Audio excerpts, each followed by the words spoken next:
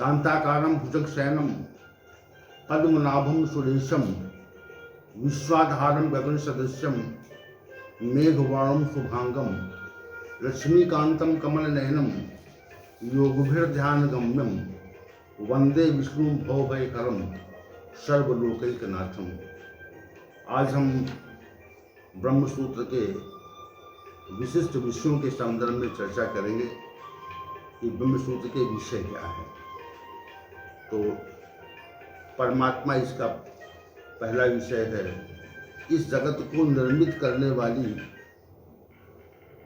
जो सत्ता विशेष है और उस सत्ता विशेष के संदर्भ में इस ब्रह्मसूत्र में विशेष वर्णन हुआ है। तो इस जगत को निर्मित करने वाली मौलिक सत्ता, इस जगत को बनाए रखने वाली और उसका संचालन करने वाली सत्ता के विषय में ब्रह्मसूत्र में विशेष वर्णन हुआ है। वस्तुतः ये जगत जो प्रतीत होता है वो अनायास नहीं बना, किसी के निर्देश से इसका निर्माण हुआ है। इस जगत की स्थिति अनायास नहीं है, वह किसी के निर्देश से चलती है। इस जगत में जो नित्य परिवर्तन हुआ करता है वह किसी के निर्देश से होता है, ऐसे नहीं होता। इसलिए एक सत्ता अवश्य है। इस तथ्य का निरूपण ब्रह्मसूत्र में विस्तार से हुआ है। दूसरा, जीव के संदर्भ में मनुष्य सहित जितने भी पशु पक्षी संसार में रहते हैं वे सब चेतन हैं। कोई चेतन तत्व तो हम समस्त जीवों तथा मनुष्यों को चेतन रखता है। मृत्यु के उपरांत वह चेतन तत्व तो इस शरीर से विलुप्त हो जाता है, तब ये शरीर पार्थिव हो जाता है। जैसे कोई मनुष्य आज है, कल उसकी मृत्यु हो जाए तो कोई तत्व जीवित रहता था, इसलिए अब वो नहीं है। वो तत्व प्रत्यक्ष प्रतीत तो नहीं होता, परंतु अनुमान लगाया जाता है कि कोई सत्ता थी जो इस शरीर से बाहर हो गई। सत्ता न होती तो ये शरीर चेतन नहीं होता। इस कारण जीवात्मा नाम का तत्व है। इस विषय पर ब्रह्मसूत्र में विस्तार से विचार किया गया है। तीसरा तत्व प्रकृति है। संसार में निर्माण करने के लिए सामग्री और निर्माणकर्ता की आवश्यकता होती है। निर्माणकर्ता के द्वारा श्रम किया जाता है, तब उस वस्तु का निर्माण होता है। हम इस ब्रह्मांड में जो कुछ भी विशाल निर्माण समुद्र, पृथ्वी, वन आदि के रूप में देख रहे हैं, वह सब किसी न किसी सत्ता के द्वारा अवश्य निर्मित हुआ है और इस सत्ता को प्रकृति कहते हैं, जो परमात्मा की रचनात्मक शक्ति है। इस विषय पर भी ब्रह्मसूत्र में चर्चा हुई है। पुनर्जन्म, जो मनुष्य उत्पन्न होता है उसकी मृत्यु अवश्य होती है। उत्पत्ति और विनाश का ये क्रम निरंतर चला करता है, ऐसा हमें प्रतीत होता है। जिसका जन्म होता है उसकी मृत्यु होती है। मृत्यु के पश्चात पुनः जन्म होना ही पुनर्जन्म माना जाता है। अनेक संप्रदाय के लोग पुनर्जन्म को मान्यता प्रदान नहीं करते हैं, परंतु पुनर्जन्म होता है, ऐसा तर्क से सत्य प्रतीत होता है। ब्रह्मसूत्र में इस संबंध में विस्तार से चर्चा की गई है।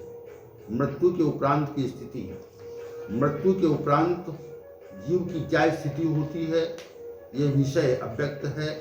इस संदर्भ में अनेक धार्मिक ग्रंथों तथा अनेक मनीषियों ने बहुत कुछ वर्णन किया है।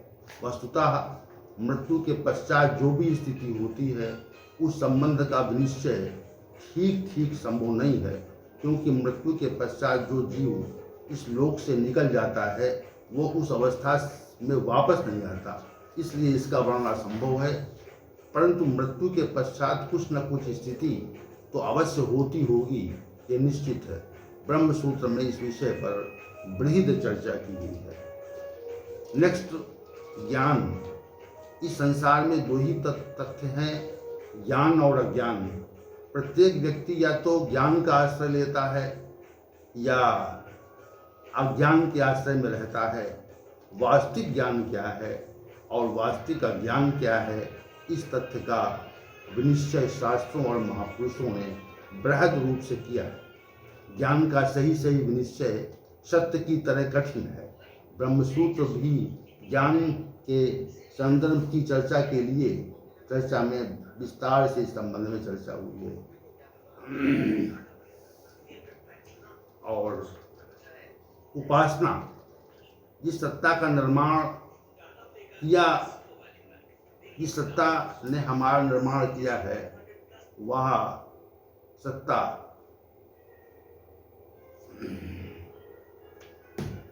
हमारे लिए पूजनीय है, क्योंकि उसने हमारे रहने की व्यवस्था भी की है और उसका निरंतर हमको आभार व्यक्त करना चाहिए। उसने हमें जन्म दिया और हमारी स्थिति बनाए रखी, इसलिए वो उपासना अर्थात पूजा के योग्य है। ब्रह्मसूत्र में ब्रह्म की उपासना के संदर्भ में भी बृहद रूप से चर्चा की गई है। कर्म, हम जन्म से लेकर मृत्यु तक कुछ न कुछ कर्म अवश्य करते हैं। कर्म को मनुष्यों ने 4 भागों में बांट दिया है, जिन्हें किए जाने योग्य कर्म, न किए जाने योग्य कर्म और किए जाने और न किए जाने योग्य कर्म और निश्चित कर्म तथा वे कर्म जिनका परिणाम नहीं होता है। इस प्रकार 4 प्रकार के संबंध में अनेक शास्त्रों में अनेक तथ्यों का निरूपण हुआ है। मनुष्य को क्या कर्म करना चाहिए और क्या नहीं करना चाहिए, इस बारे में विशद चर्चा ब्रह्मसूत्र में की गई है। बंधन कैसे होता है, जीव बंधन में कैसे आ जाता है और बंधन में अवश्य रहता है, ऐसा भारतीय दर्शन की मान्यता है। जब तक वो बंधन में रहता है तब तक उसका निरंतर अनेक योनियों में जन्म हुआ करता है। वो बंधन से मुक्त हो जाता है तो उसका जन्म नहीं होता है। बंधन किस कारण से होता है और बंधन से मुक्ति किस प्रकार से होती है, इस तथ्य का विशद निरूपण भी ब्रह्मसूत्र में हुआ है। हमें मोक्ष कैसे प्राप्त होगा, जिस प्रकार हम इस संसार में अपने तर्क से अनेक वस्तुएं और स्थितियां प्राप्त करने का प्रयास करते हैं, इसी को पुरुषार्थ कहते हैं। यह आवश्यक नहीं है कि हम प्रयास से वस्तुएं और स्थितियां प्राप्त ही कर लें। भारतीय दर्शन में मोक्ष अर्थात मुक्ति को परम पुरुषार्थ माना जाता है। धर्म, अर्थ और काम की प्राप्ति को पुरुषार्थ माना जाता है। इसलिए मोक्ष विषय पर भारतीय दर्शनकारों, विचारकों और मनुष्यों ने विशद निरूपण किया है। इसी मोक्ष पर ब्रह्मसूत्र में विशद चर्चा है। तो ये ब्रह्मसूत्र के कुछ आवश्यक विषय रहे। ब्रह्मसूत्र पर मत और मनुष्यों द्वारा स्थापित द्वैताद्वैत मतों पर कल चर्चा करेंगे। ओम सहनावतु सहनौ भुनक्तु सह वीर्यं करवावहै तेजस्विनावधीतमस्तु मा विद्विषावहै। ओम शांति शांति शांति।